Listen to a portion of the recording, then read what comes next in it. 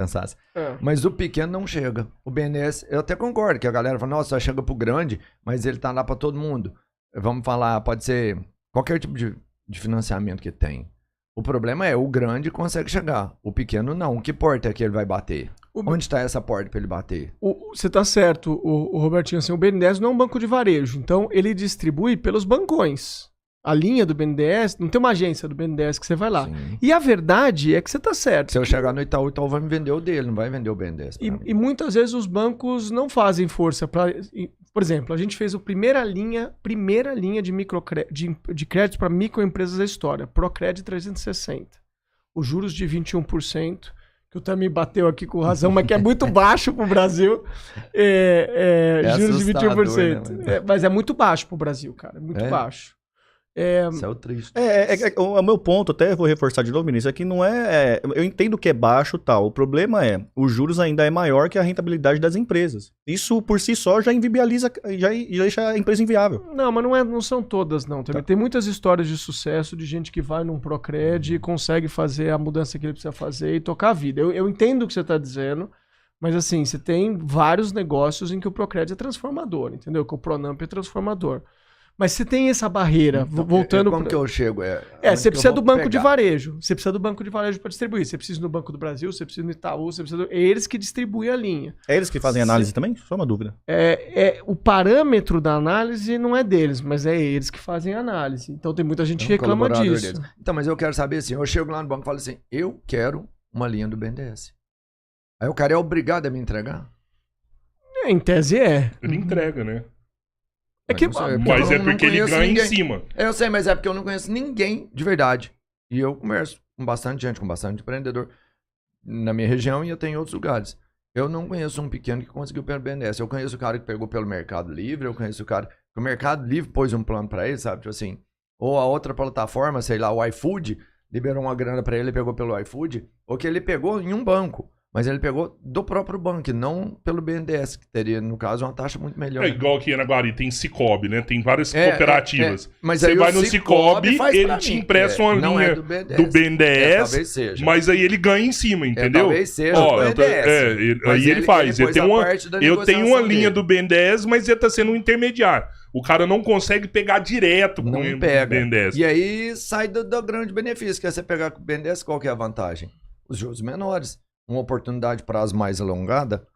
E obrigado por você ter mencionado também os juros do iFood, da Uber, do Mercado Livre, porque isso é uma pornografia.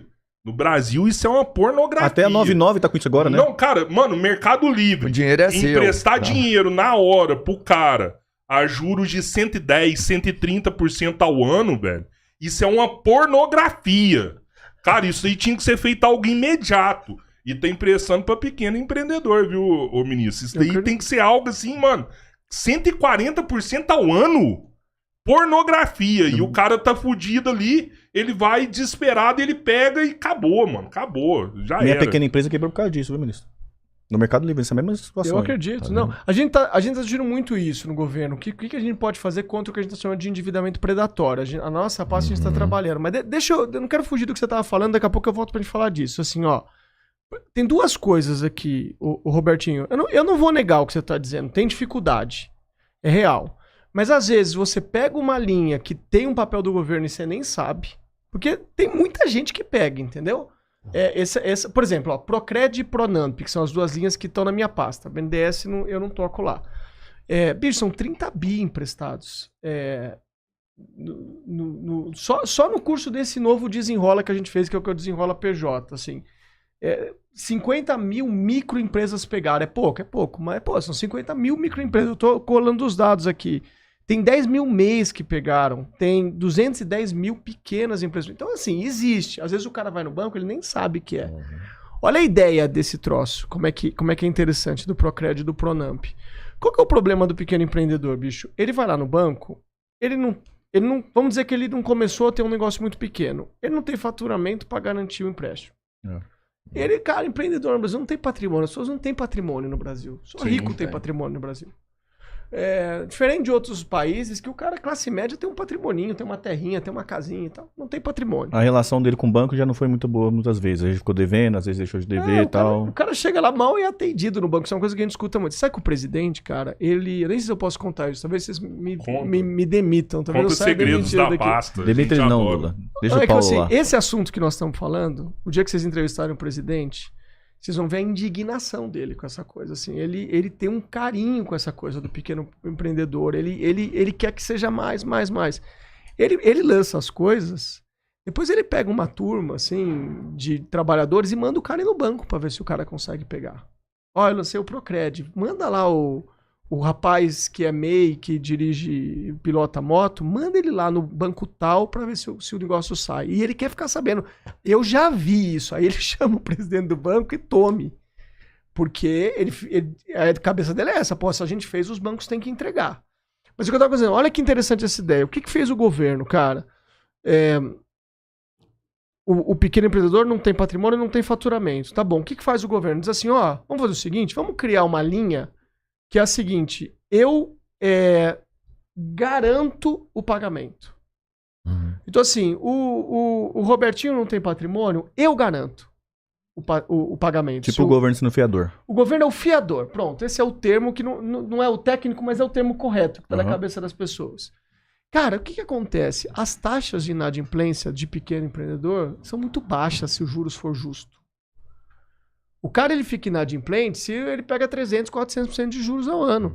Mas com juros justos, a taxa é muito baixa. Então, cada real que o governo põe vira 7 de crédito. Porque a maioria das pessoas pega o empréstimo e paga. Só que o governo garante aqueles que não pagam. Então, os bancos podem distribuir... Obrigado. Os bancos podem distribuir e o cara que não paga, o governo paga. Pronamp e Procred. 2 linhas. Pronamp... foi muito fortalecido esse governo, o Procred 360 foi criado nesse governo. Fala um pouquinho desse do Pronamp e Procred, só pra gente entender como é que eles funcionam, a diferença dos dois. Aqui, basicamente, a diferença é do público elegível. O Procred é para público de empresas menores. O Procred 360 é para quem fatura até 360 mil reais por ano, que é o Selic mais 5, dá uns 20%. O Pronamp vai até 4,8 milhão ao ano. Então já são empresas, cara, é uma empresa que já fatura bem, 400 mil por mês, não é tão pequena assim. E o Procred conseguiu liberar para atingir quantos? Eu tenho os dados aqui, por exemplo, o Procred a gente já fez 270 mil operações. Sabe no universo de quanto?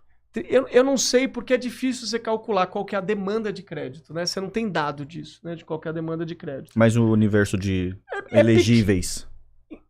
Vamos pensar, vamos fazer junto essa conta aqui, Os números desse setor é assim, são 17 milhões de mês. Que em tese teria apto para pegar esse crédito. Especialmente o Procred. São 10 milhões de microempresas e 1 milhão de empresas de pequeno porte. Grosseiramente é isso. Estamos falando 28 milhões no total de empresas. Não são, por exemplo, 28 milhões de pessoas, porque aqui você pode ter um cara que tem mais de uma empresa, se ele estiver dentro do limite de faturamento, mas 28 milhões de CNPJs. De supostas empresas, né? E tem a turma, por exemplo, do MEI, tem uma turma que tá fora. Você falou uma coisa lá no começo que eu nem reagi. A gente fez um Desenrola MEI, que é pro cara pagar a dívida do MEI. Porque desses 17, tem quase 4, cara, que estão fora, porque estão em dívida. Dívida com a DAS, esse tipo de coisa. Dívida com a DAS. Então a gente fez uma linha de crédito, tá valendo agora. Tá rolando isso aí ainda? Tá rolando agora. Se você é MEI, vai lá. Vamos fazer. Deixa eu ver tua dívida Tô aqui. precisando disso aí. Quanto você tá devendo?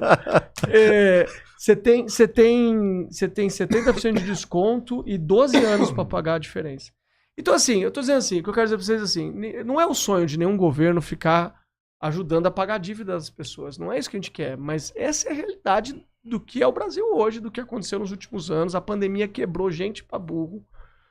Nós não conseguimos recuperar todo mundo ainda, mas o que eu acho é assim, sem essas linhas de crédito e sem os desenrolas, o paciente estaria morto, entendeu? Não é que a gente estaria com a febre alta pelo 4º dia, a situação estaria muito pior. Seria interessante pensar algo pra esse cara que quebrou, fazer uma transição reversa, assim, porque ele cresceu pra caramba, ele sai do Simples Nacional, vira uma empresa média, uma empresa grande, mas lá na frente esse cara quebrou a empresa dele.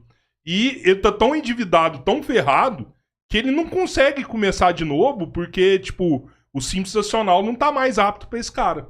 Né? Ele já foi do lucro presumido, já foi do lucro real, ainda tem dívidas nesses regimes, e aí o cara não consegue mais voltar pro Simples Nacional, não consegue recomeçar tendo uma MEI.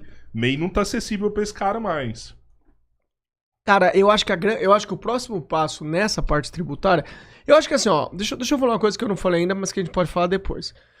Eu até tava falando disso, eu já vi que você não põe muita fé nessa história, mas é legal pra gente discutir. Eu acho que o próximo passo nesse mundo dos pequenos, especialmente dos microempreendedores, é, cara, fazer uma revolução nas compras públicas. O Estado gasta 1 trilhão e 500 milhões de reais todo ano comprando coisas e contratando serviços. Caralho, Muita grana. Se a gente conseguir botar um pedaço desse troço na mão dos microempreendedores, é uma revolução social no Brasil. Tá todas as compras do Estado. Tudo. Desde que compra dos Estados Unidos, Tudo. desde que compra de Israel, da indústria O bélica. material que ele precisa lá em Angra O 2. Estado brasileiro é um cliente que gasta 1 trilhão e pouco no mercado, é isso. É muito dinheiro. Cara, isso É resolve isso aí. o problema, bicho. Resolve o problema esse negócio, cara. Que loucura, bicho. Que loucura. A gente tá trabalhando nisso, eu vou falar disso depois, mas deixa eu voltar pra tua questão. Isso, pra mim, é a próxima fronteira dessa história. Que a gente vai falar já. Mas coisas menos impactantes, o que eu acho que a gente tem que fazer, cara? Assim, nós precisamos mexer nesse problema que você tá falando, que é essa coisa do abismo. Por exemplo, o cara é um MEI. O cara que é MEI, ele o MEI, bicho, paga R$80 de tributo. É muito pouco. Tem todos os direitos do INSS. E tem a renda formal. Não paga a conta. O governo paga a conta desse cara. Porque esse cara, se precisar de um auxílio maternidade, se essa mina precisar de um auxílio maternidade, se esse cara precisar de um auxílio doença, não paga a conta com R$80 por mês. Então, é uma turma que é subsidiada pelo governo. Tudo bem. Exatamente por isso tem um teto. Pois não, você quebra a Previdência. Então, você só pode ser MEI até R$81 mil, que é para pegar as parcelas, vamos dizer assim, que mais precisam desse apoio do governo. Tá bom. O que acontece se o cara fatura 82 mil? É pro Simples Nacional? Aí ele vai pro Simples Nacional. O tributo dele multiplica por 5. De um dia pra noite. Então, o cara quebra, não consegue. Por isso que tem 3 milhões de pessoas com problema. Né?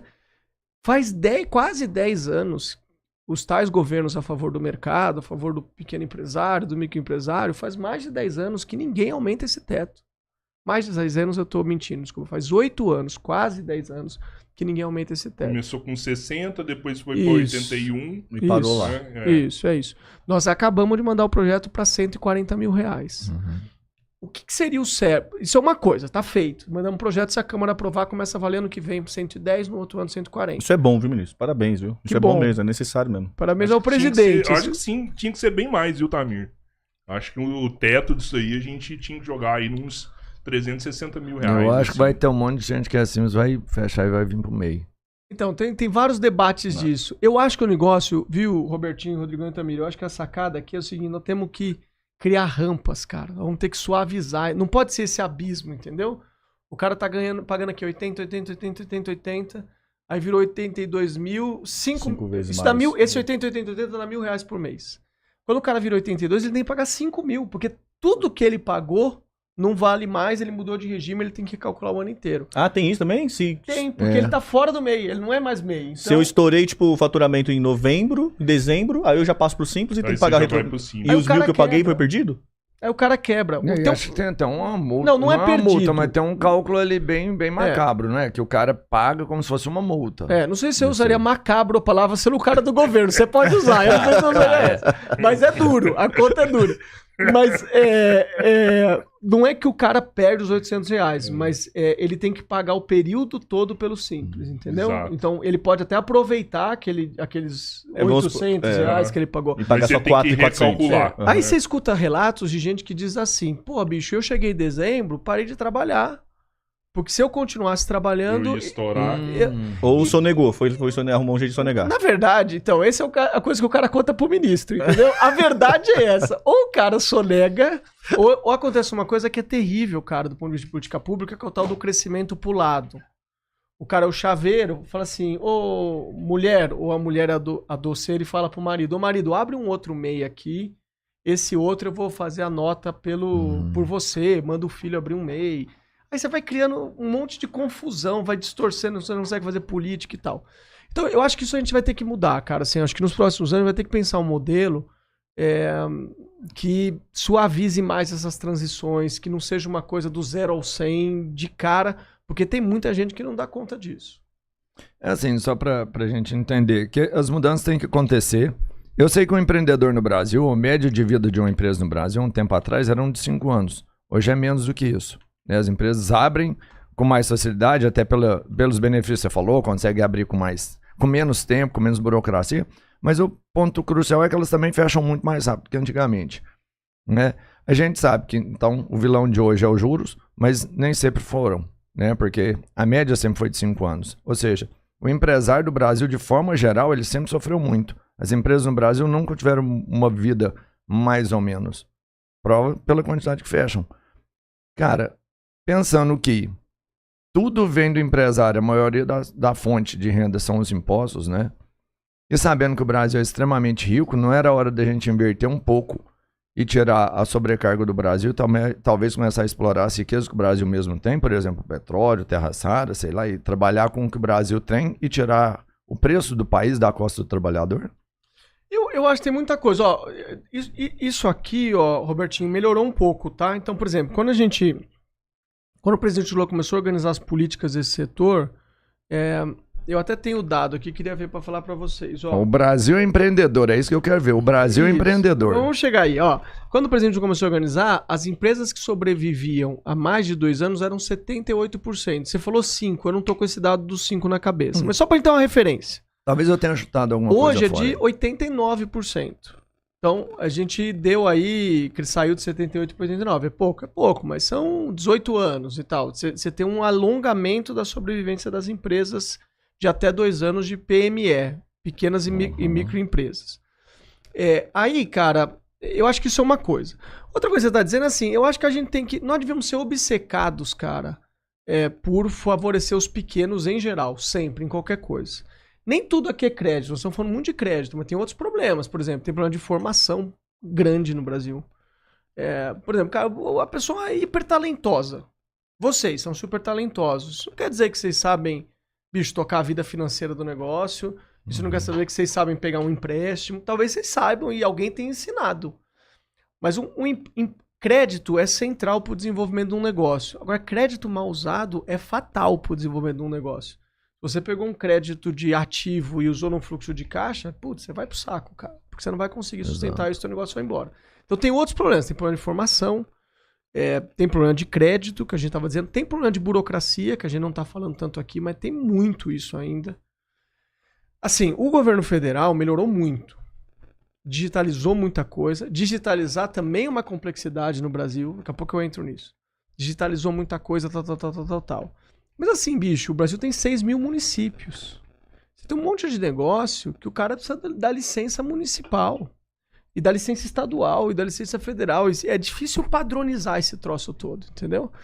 Você vê, a reforma tributária tá padronizando um sistema, cara, que o cara que pagava ISS, você vê, as pequenas empresas não estão nisso, porque o presidente Lula criou o Simples atrás.